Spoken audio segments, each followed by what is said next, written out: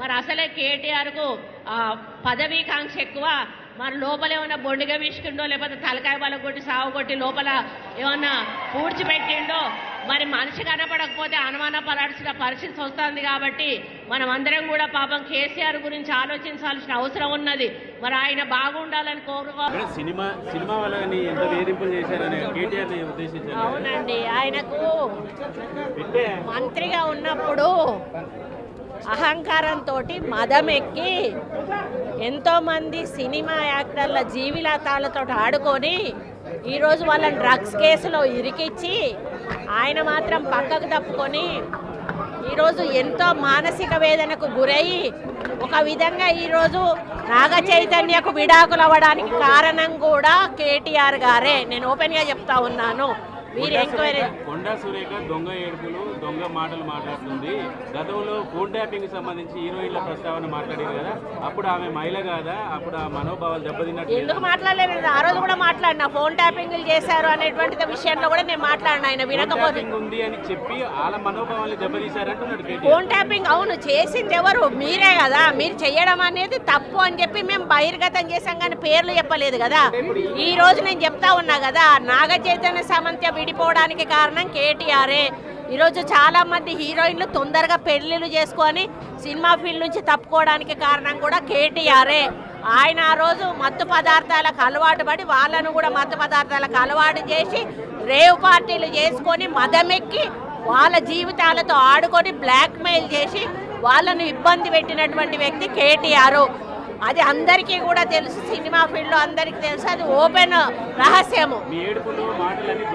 ఎందుకండి ఎందుకేడు దొంగ మాటలు నా మీద వ్యక్తిగతంగా నా క్యారెక్టర్ అసోసియేషన్ చేసినప్పుడు నేను ఎందుకు దొంగ ఏడుపులు ఏడుస్తాను? నువ్వు ఎవరి మీద వచ్చినప్పుడు ఏడిస్తే ఏదో నాటకం చేసినట్టు నా క్యారెక్టర్ అసాసినేషన్ చేస్తారు, నా మీద అసభ్యకరమైనటువంటి పోస్టులు పెడతారు. సిగ్గు లేకుండా మీ భారతీయ రాష్ట్ర సమితి పైన పేరు ఉంటుంది, అకౌంట్ పేరు, కింద మీ ఫోటోలతోటి కామెంట్లు ఉంటాయి. ఇవన్నీ ఉంటే అట్లీస్ట్ కొంచెమన్నా మనసున్న మనిషిగా హరీష్ రావు గారు ఒక ట్వీట్ చేశాడు, నువ్వు మనిషివేనా? అసలు నువ్వు ఒక తల్లికి పుట్టలేదా? ఒక భార్యను చేసుకోలేదా? ఒక బిడ్డను కనలేదా? నువ్వు మనిషివి కాదా? పశువువా? నువ్వెందుకు రియాక్ట్ అవుతలేవు? మీ భారతీయ నువ్వు ఒక వర్కింగ్ కమిటీ ప్రెసిడెంట్గా నువ్వు రియాక్ట్ కావాల్సిన అవసరం ఉంది. అకౌంట్ మాది కాదని చెప్పాల్సిన అవసరం ఉంది. వాళ్ళ మీద చర్యలు తీసుకోమని చెప్పాల్సిన అవసరం ఉంది.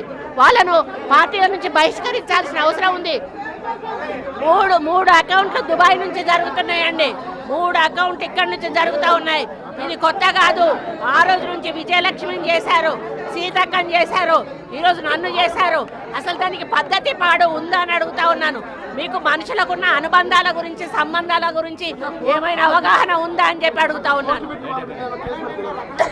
సైబర్ క్రైమ్లో పెట్టామండి, పోలీస్ స్టేషన్లలో కూడా పెడతాము. పిసిసి ప్రెసిడెంట్ గారిని కూడా పెట్టామని కోరాను. అదేవిధంగా మరి వాళ్ళ మీద చర్యలు కూడా తీసుకోమని చెప్పడం జరుగుతూ ఉంది. కాకపోతే ఇది మాకు వచ్చేసి నాన్ అవైలబుల్ కేసు, దానివల్ల వాళ్ళు ఇంకా రెచ్చిపోయే అవకాశం ఉంటుంది. కాబట్టి ఇక ముందు జరిగితే మాత్రం దీన్ని సీరియస్గా తీసుకుంటామని హెచ్చరిస్తాము. కొన్ని ప్రమాణాలు నెలకొల్పండి, కొన్ని విలువలు కాపాడండి.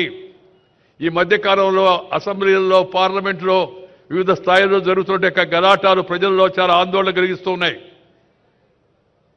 One way it is demoralizing the people. Keeping that in mind, one must correct himself and herself.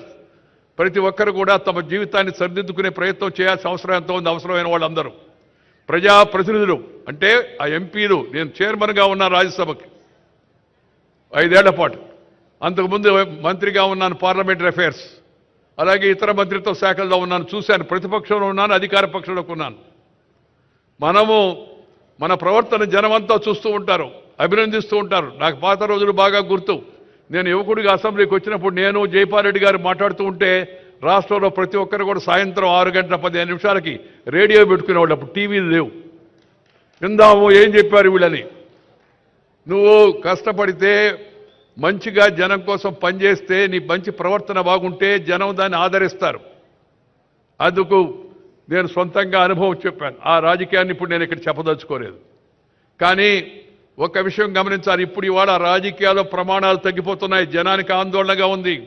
శాసనసభలో, పార్లమెంట్లో ప్రమాణాలు తగ్గిపోతున్నాయి, ప్రజల యొక్క ప్రజా జీవనంలో ప్రమాణాలు తగ్గిపోతున్నాయి, అధికారుల స్థాయిలో అనధికారుల స్థాయిలో ఈ ప్రమాణాలను మళ్ళా తిరిగి సరిదిద్దాల్సిన కర్తవ్యం మన అందరిపైన ఉందని చెప్పని ఈ శుభ సందర్భంగా నేను అందరికి కూడా మనవి చేస్తా ఉన్నాను. ఆ మధ్య కొందరు అడిగారు ఒక మీటింగ్లో నన్ను, సోదరిమణులు, సార్ భలే భయంకరంగా ఉంది సార్ పరిస్థితి, ఏముందమ్మా అంటే అది వినాలంటేనే మీరు టీవీ పెడితే రేడియో పెడితే చూద్దామంటే అది పెడితే ఆ మాటలు బూతులు మాట్లాడుతూ ఉన్నారు సార్ ఎమ్మెల్యేలు అని చెప్పారు. నేను చెప్పానమ్మా దానికి సమాధానం మీ చేతిలో ఉందని. మా చేతిలో ఎట్లుంటుంది సార్, వాళ్ళు జోలికిపోతే మమ్మల్ని ఏమైనా చేయరా అన్నారు. ఏం లేదమ్మా మీ చేతిలోనే ఉంది, ఈ బూతులు మాట్లాడే వాళ్ళకి పోలింగ్ బూతులోనే సమాధానం చెప్పండి అని చెప్పాను. వాళ్ళకి ముందు అర్థం కాల, ఏంద్రా బూతులు మాట్లాడేవాళ్ళకి బూతులో సమాధానం చెప్పండి అడిగినాని. పోలింగ్ బూత్లో లోపలికి వెళ్ళి గుడ్డ ముసుగేసి ఉంటుంది, లోపల బటన్ నొక్కితే ఫినిష్ అయిపోద్ది కార్యక్రమం. ప్రజాస్వామ్యంలో ప్రజలు రుజువర్తన లేని వారిని, నీతి నిజాయితీ లేని వారిని, ఇతర విషయాలపై ఆధారపడి జనాన్ని రెచ్చగొట్టి గెలిచే వాళ్ళని తగిన గుణపాఠం వాళ్ళకి చెప్పాల్సిన అవసరం ఉంది. సమయం ఆసన్నమైంది. ప్రజలు మంచిగా ఉండేటికి ఎన్నుకులను కానీ ఎన్నుకుంటే ప్రజలకు కూడా మంచి జరుగుతుంది. కులం పేరుతో, మతం పేరుతో, వర్గం పేరుతో, వర్ణం పేరుతో, జిల్లా పేరుతో, భాష పేరుతో జనాన్ని చీల్చే ప్రయత్నాలు చేయకూడదు. అందుకని నేను ఎప్పుడు ఒక మాట చెప్తుంటాను, ఆ మాట చెప్పి ముగిస్తాను. Character, calibre, capacity and conduct ఉన్న వ్యక్తులను ఎన్నుకోవాలా. 4 Cలు character, calibre, capacity and conduct ఉన్న వ్యక్తులను ఎన్నుకోవాలా. రాజకీయంలోనే కాదు ఏ రంగంలోనైనా సరే అలాంటి వాళ్ళని ప్రోత్సహించాలా. కానీ కొంతమంది నాయకులు కొత్తగా కనిపెట్టారు 4 Cలు. ఆ సీలు కష్టం కదా, అందుకని దాని ప్లేస్లో కొత్త సీలు కనిపెట్టారు. ఏందయ్యా కొత్త సీల్ అంటే? Caste, community, cash, criminality. ఆ సీలు బదులు ఈ సీలు. కానీ నేను వాళ్ళకి కూడా చెప్పదలుచుకున్నది, తాత్కాలికంగా ఒకసారి ఉపయోగపడవచ్చేమో, కానీ ఎల్లకాలం అది మనం రక్షించదు. కాబట్టి అందరూ కూడా ఆ లక్షణాలను వాటిని దూరంగా పెట్టి మంచి ధనంతో మంచిగా ప్రజలకు మేలు చేసే ప్రయత్నం ప్రజాప్రతినిధులు చేయాలని సందర్భంగా మనవి చేస్తూ, ప్రతిభ ఉంటే పురస్కారం లభిస్తుంది, దానంతటా అదే, దాని గురించి ఆలోచించాల్సిన అవసరం లేదని చెప్పని మరొకసారి చెప్తూ తెలంగాణ ప్రభుత్వానికి నేను అభినందనలు తెలియజేస్తూ, మరి నాకు రేవంత్ రెడ్డి గారు చెప్తే నేను చెప్పానయ్యా మామూలుగా నేను సన్మానాలు పెద్దగా అంగీకరిస్తాను, దట్టు ఈ అవార్డు వచ్చిన సందర్భంగా అంటే, లేదు సార్ ప్రభుత్వం తరఫున మా తెలుగువాడిగా మీకు ఈ అవార్డు వచ్చినందుకు మేము ప్రభుత్వం తరఫున సన్మానిస్తామని చెప్పారు. అందుకే నేను వెంటనే అంగీకరించాను. ఇవాళ ఈ కార్యక్రమంలో పాల్గొన్నాను.